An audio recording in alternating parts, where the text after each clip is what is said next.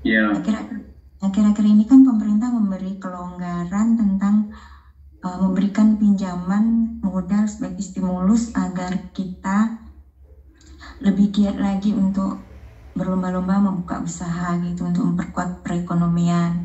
Dan saya sebagai pelaku usaha kecil-kecilan itu merasa sangat terbantu. Saya udah beberapa kali meminjam ini lewat kur dari bank konvensional.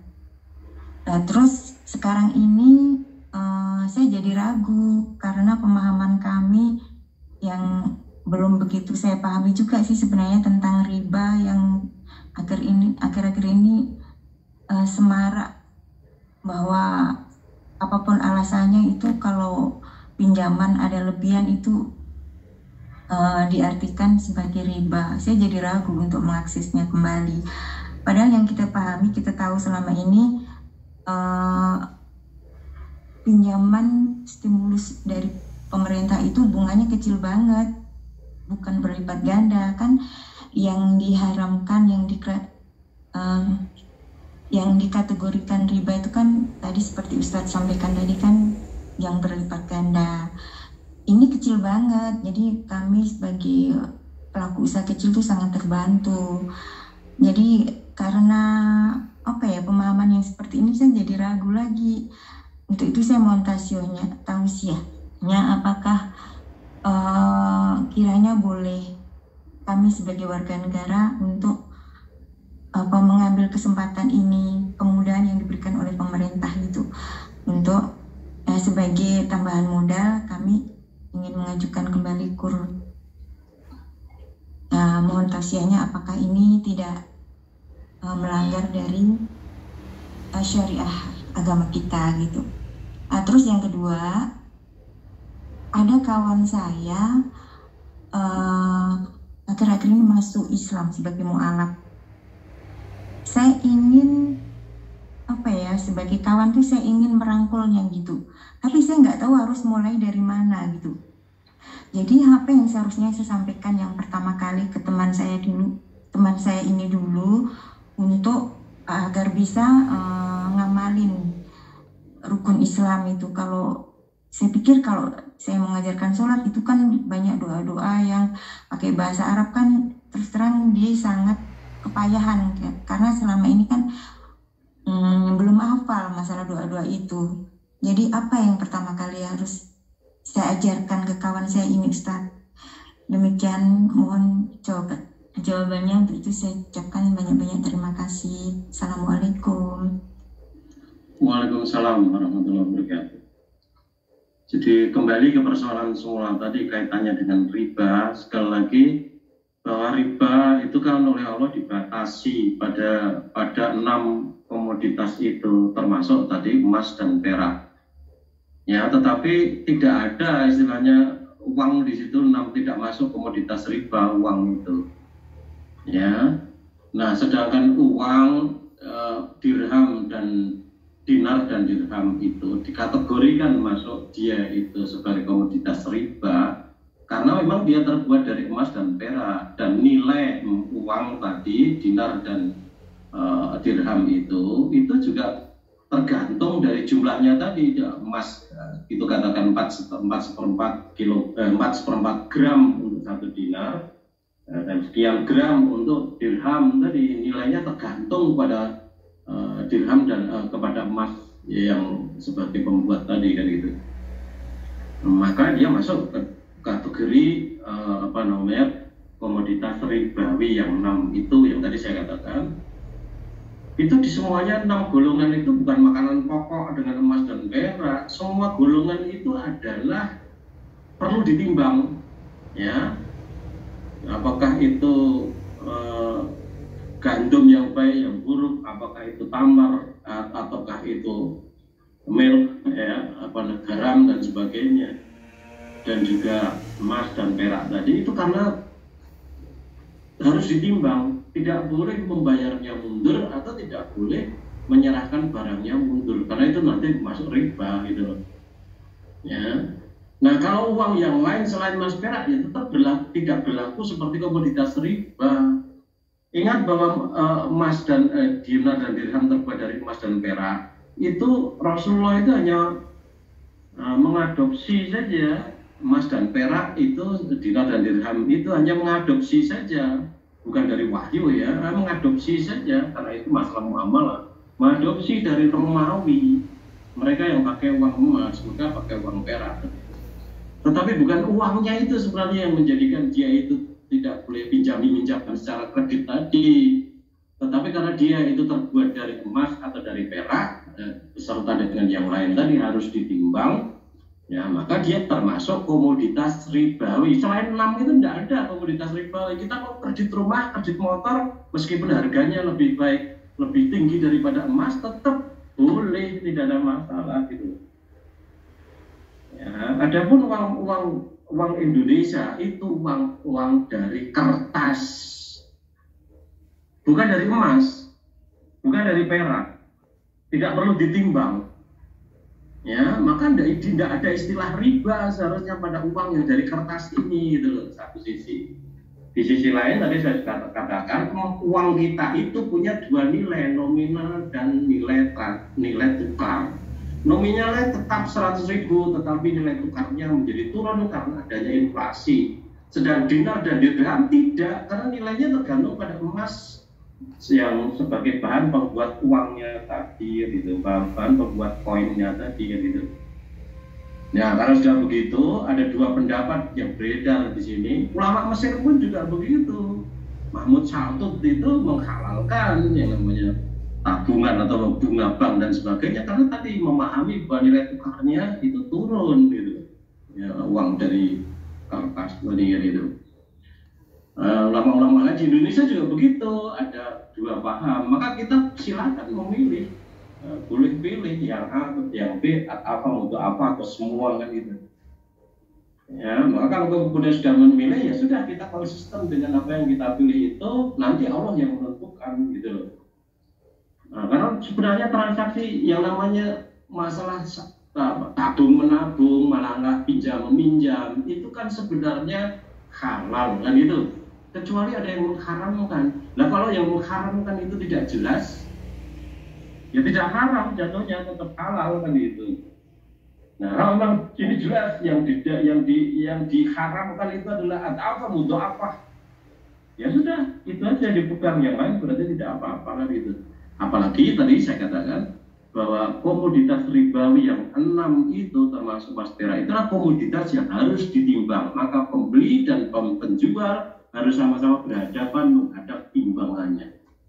Ayatnya sendiri bicara tentang wailul lil mutaffifin kan gitu kan. Kaitannya dengan itu gitu. Ya, mudah-mudahan jadi paham. Dipilih salah satu dari pendapat itu kan ini khilafiyah, ya. Khilafiyah itu satu tidak bisa menafikan yang lain, ya, tidak bisa, namanya khilafiyah kan itu.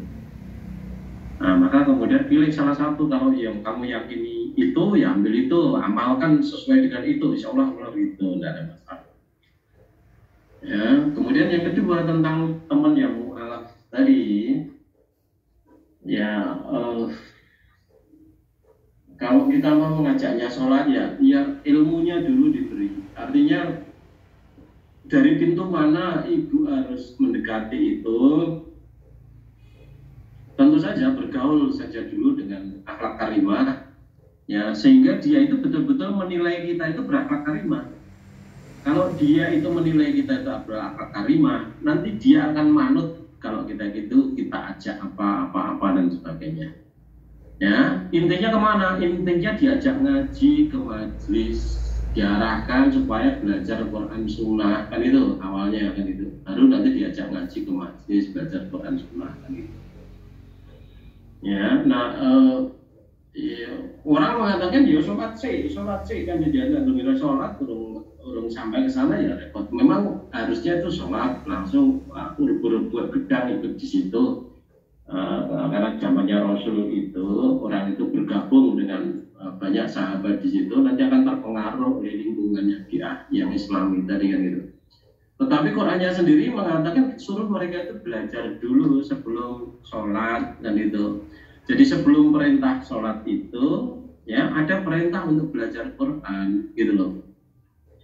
Maka saya menganjurkan untuk ke sana, untuk menghasung dia supaya belajar Quran gitu. Coba dibuka di dalam surat Al-Ankabut ayat yang ke-45, surat ke-29 ayat 45. Silakan. Surat Al-Ankabut surat ke-29 ayat 45. A'udzu billahi minasyaitonir rajim. Utlu ma uhiya ilaika minal kitabi wa aqimis shalah. Innas sholata tanha 'anil fahsya'i wal munkar. Wa la dzikrullahi akbar. Wallahu ya'lamu ma saya ulangi. Wallahu ya'lamu ma tasna'un.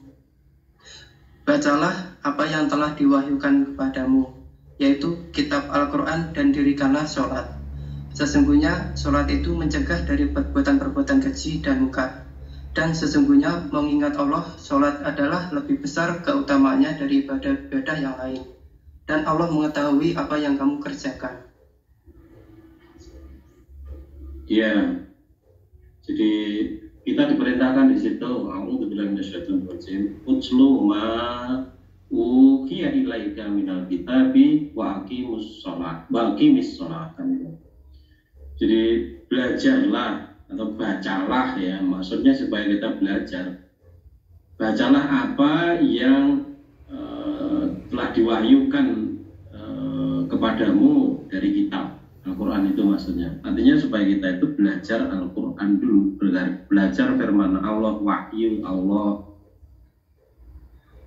Nah, pelajaran kita tentang firman Allah, wahyu Allah tadi yang terkait antara lain dengan tauhid, dengan akidah, ya, di situ maksudnya, dan dengan syariatnya tadi dan sebagainya.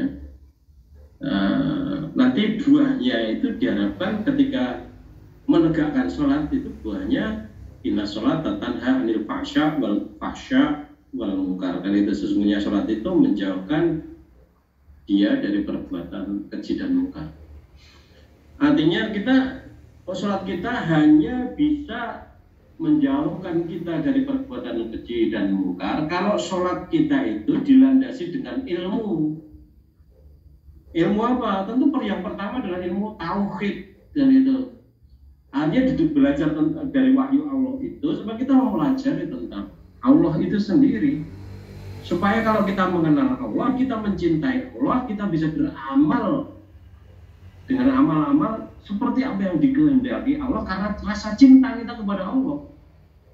Ya, dulu kan pernah kita bahas bahwa al-mahabbatu ma'al khudu'i yang ubudiyah. Yang namanya rasa cinta yang disertai dengan tunduk patuhan itu adalah ibadah. Artinya amal kita menjadi ibadah kalau kemudian amal soleh kita itu kita landasi dengan rasa cinta kita kepada Allah. Persis sama seperti di Ali Imran ayat 31 itu. A'udzu billahi minasyaitonir rajim. Qul in kuntum tuhibbunallaha fattabi'uni yuhibbukumullah wa yaghfir lakum dzunubakum. Qul, katakan wahai Muhammad, in kuntum tuhibbunallaha, jika kalian wahai para sahabatku, jika kalian wahai orang-orang yang beriman, tuhibbunallah, kalian mencintai Allah, fattabi'uni, maka ikutilah aku. Kalau kamu itu mengikuti aku atas dasar cintamu kepada Allah, maka yuhibbukumullah wa yaghfir lakum dzunubakum. Niscaya Allah akan mencintai kamu dan akan mengampuni dosa-dosamu. Ya, tadi ada syarat tadi. Beramal mengikuti Rasul dilandasi oleh rasa cinta kita kepada Allah. Bagaimana mungkin orang mencintai Allah kalau dia tidak mengenal Allah? Maka utsulu ma uhiya ilaika minal kitab, arahkan itu betul-betul untuk mengenal Allah, membangun tauhid. Hadir itu Allah sebagai ilah kita, Allah sebagai Rabb kita dan sebagainya, dan sifat-sifat Allah kita kuasai, kita pahami betul, dan mewarnai kehidupan kita sehari-hari yang itu. Nah, orang-orang yang mereka itu beramal karena rasa cintanya kepada Allah, termasuk sholat karena rasa cintanya kepada Allah, itulah ya yang akan berbuat tanha 'anil fahsya wal munkar, yang akan terjauh dari perbuatan fasad dan munkar tadi.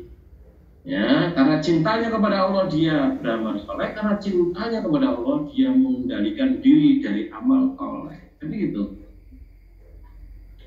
Ya, maka untuk mengajak orang yang mualaf baru masuk Islam dan sebagainya tadi, yang pertama dianjurkan diajak untuk belajar Quran, belajar tauhid. Nah setelah itu nanti diajak secara pelan-pelan bareng-bareng dengan yang lain. Tidak usah diajak secara pribadi, nek bisa ngaji bareng-bareng nanti sholat zuhur bareng di situ atau mampir nang masjid sholat bareng di situ. Aku udah bisa sholat terus, oh enggak apa-apa, yang penting melu rubuh-rubuh gedang gitu aja. Yang bisa diucapkan, nah nanti akan terkondisikan seperti itu sedikit demi sedikit. Begitu Bu, nanti mudah-mudahan bisa dipahami.